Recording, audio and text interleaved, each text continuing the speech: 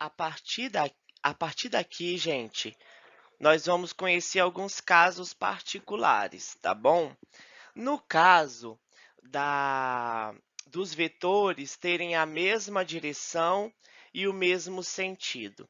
Nesse caso aqui, quando eles têm a mesma direção e o mesmo sentido, a gente pode resolver essa problemática, com essa equação aqui, tá?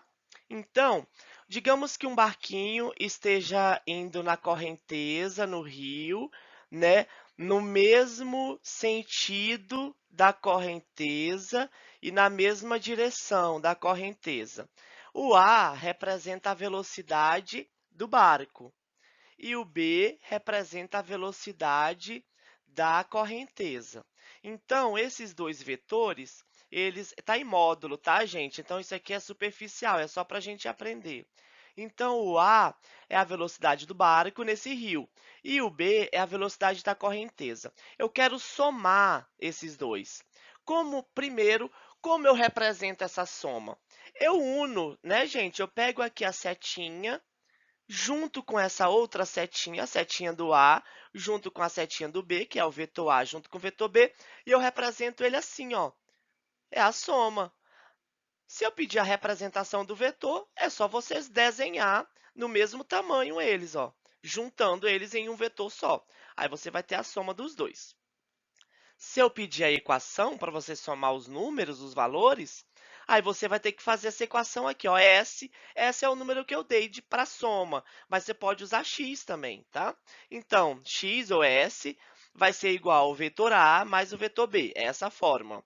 Aí você vai pegar o S ou o x, e que vai ser igual a 4 mais 3, que é o vetor A mais o vetor B. Então, 4 mais 3 é igual a quanto? A 7 de velocidade. Professor, o senhor não colocou a velocidade, se é em quilômetros por hora, se é metros por segundo, nem nada. Não, gente, aqui eu não coloquei porque a gente está só representando, né? Está só fazendo representação da adição dos vetores e dos casos particulares, ok?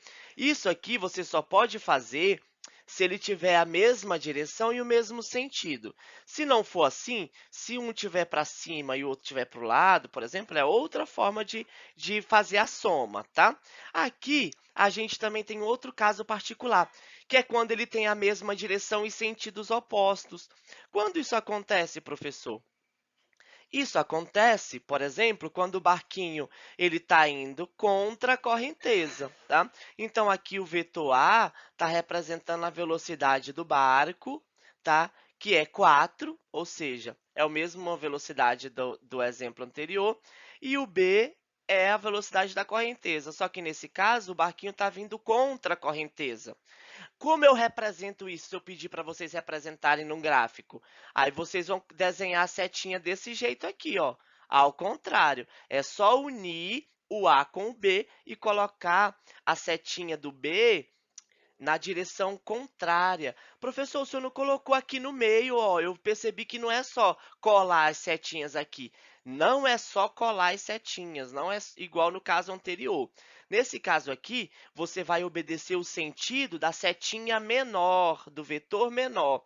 Então, você muda. Se o vetor menor for o B, no caso aqui a velocidade da correnteza, você coloca ele para o outro lado, tá vendo? Ó? Então, é assim que é representado a soma dos vetores, no caso deles terem a mesma direção, né? Aqui a direção é horizontal, e sentidos opostos, tá bom? E a equação? A equação é essa aqui, ó. S é igual a A mais B. É isso que eu quero descobrir, a soma desses vetores. Mas quando eles estão em sentidos opostos, eu preciso diminuir. Então, eu pego o vetor A, que é 4, menos o vetor B, que é 3. A minha velocidade aqui, o meu x, o meu s, a soma vai ser 1. Vocês estão vendo que não é como uma soma matemática comum? É uma soma vetorial. Então, aqui a soma, quando eu tenho sentidos opostos, nesse caso eu tenho que diminuir, ó. 4 menos 3 é igual a 1, tá? Então, o sentido faz toda a diferença. Se eu tenho sentidos iguais, eu somo. Se eu tenho sentidos opostos, eu diminuo. ok? E outro caso que a gente pode ver é quando os vetores são perpendiculares entre si. Quando isso acontece, professor? Quando o barquinho, por exemplo, quer atravessar o rio. Se ele quer atravessar o rio, ele está indo nesse sentido aqui, nessa direção, o A, tá? O barquinho.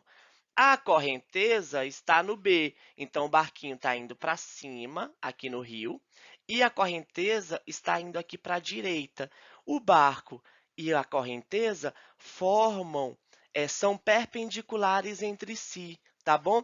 Então, o nosso S, a nossa soma, vai ser essa reta aqui, ó. Essa reta vai ser a nossa soma. E aí você vai formar aqui um triângulo, tá vendo? Você pega o A daqui, transporta ele para cá, e aí você vai ter um triângulo. Aí eu quero descobrir o S. Se eu quero descobrir o S, você vai usar o teorema de Pitágoras, que é muito simples, tá? O teorema de Pitágoras diz que x ao quadrado é igual a ao quadrado mais b ao quadrado.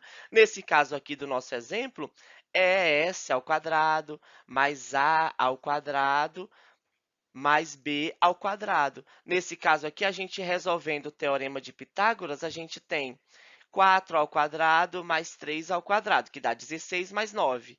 O resultado total dá 25. Mas como s está ao quadrado, eu tenho que tirar o quadrado daqui, transformando ele em raiz quadrada de 25, que é igual a 5. Vocês estão percebendo que eu estou usando o mesmo número para todos os exemplos, só que nesse caso aqui, o barquinho está atravessando a correnteza, então eles são perpendiculares entre si.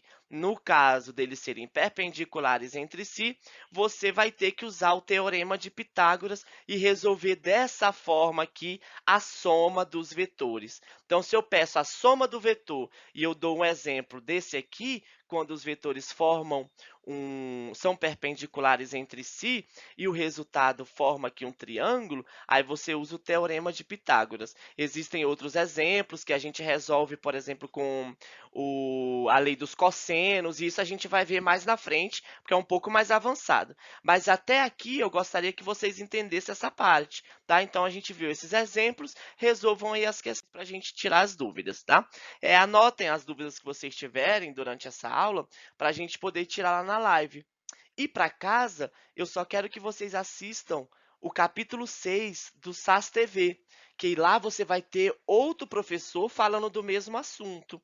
E aí você vai ter abrir mais a sua mente sobre os vetores aí, e a gente vai usar muito para as próximas aulas. Façam também o capítulo 5 e o capítulo 6 do Eureka e não deixem para a última hora, tá bom? Gente, obrigado pela aula, espero ter resolvido algumas questões aí. Qualquer dúvida a gente se encontra na live. Um grande beijo.